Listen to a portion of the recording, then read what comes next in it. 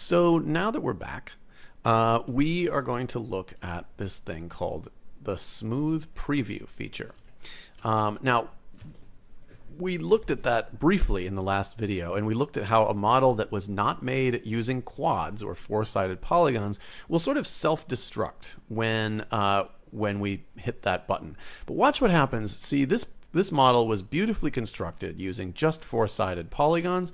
And when I hit the 3 key on the keyboard, and this is the magic button for activating Smooth Preview, you can see that we actually get a really beautiful version of our object. And that it actually smooths this thing out so that it looks like it's kind of been sanded down and very carefully kind of rounded off at all the corners, right? There are no sharp edges anymore. And if I hit the 1 key on the keyboard, it takes me back to my original polygon model. So what's happening here, and why is this happening, and what do we need this for?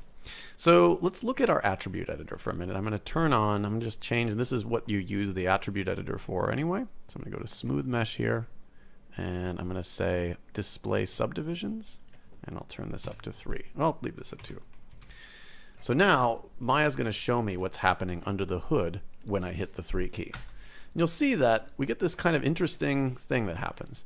And basically what Maya does when you hit the 3 key is it's just like it was when we were talking about original polygonal modeling setup, is that Maya never uses, for polygonal modeling, there are no curved edges. There's just more straight edges. So when you hit the 3 key, this is with the 1 key on, when you hit the 3 key, it creates a lot more geometry and it tries to round the corners. But it does that by subdividing the geometry that already exists. The easiest way to see how this works is if I create a cube and I hit the 3 key on the cube. The cube immediately, let's turn on our display subdivisions here, looks more like a sphere.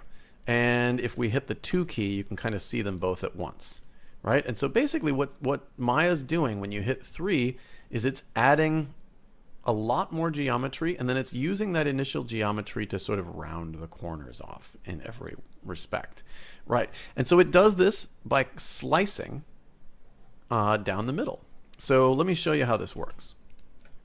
So let's go back to our traditional cube here, and what I'm going to do is I'm going to use my multi-cut tool here, and I'm going to insert an edge loop. So I'm just going to hold down the control key, and I'm going to put a loop right in the middle. And now I'm going to hit the 3 key. And you'll see that we get not a sphere anymore. We get this thing that kind of looks a little bit like a pill. And if I double click on this edge loop here in the middle, let's hold down the 2 key to kind of see both of these views at once. I can slide that loop over just by using my move tool. And as I move that loop over it closer to the edge, you can see that this edge over here is sharper, and this edge over here gets a little bit more rounded off. And so we can slide that back over, and we can change the effect, right? And we can also do that on the vertical axis if we want. Do the same thing, and you can see that we can sharpen and dull or round the edges more that way. Now this only works because Maya can subdivide the geometry. And what we mean by that is that essentially it's very easy. If we wanted to add geometry to a square or to a four-sided polygon, all we'd have to do would be to cut it down the middle both ways, like that, right? But how would you do that with a triangle, or how would you do that with a polygon that's got 5 or 6 or 7 sides? You can't really do it. So when you press the 3 key and an object has 3 sides or 5 sides or 6 sides and not 4 sides, Maya freaks out, and that's why the objects will kind of tear themselves apart. So that's kind of the importance of quad. There's a lot of other really important reasons to use them, and one thing that you'll hear a lot from me about this semester is if you don't use quads when you model, you are going to have to redo it. So don't try to get away with it. I can see it at 20 paces. I know what a non-quad model looks like, right? This is a quad model, right? You can see all those four-sided polygons defining those areas. And if you stick with the methods as I've been prescribing them here, you're going to be just fine. And again, the quad workflow, it's not just me. This is sort of an industry standard workflow.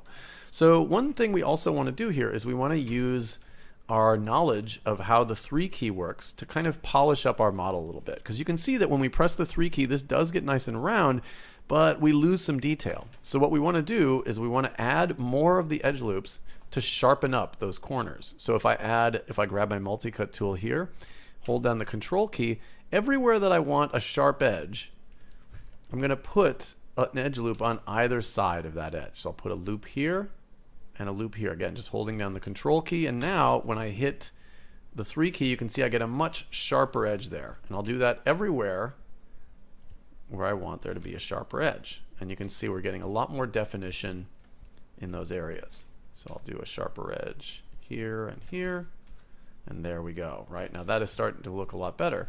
But we want to leave these areas that have kind of gentle curves alone, because we don't want there to be a crease there. We want one here and there.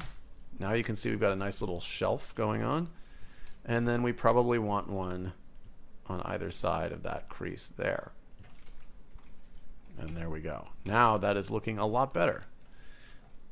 And you can kind of see here, if we click away, that we pretty much got the model to look exactly like our image has looked. And that's pretty nice. So that's kind of the basics of our process. And in the next video, I'm going to show you how to do the same stuff using a few different tools to kind of extrude more eccentric shapes.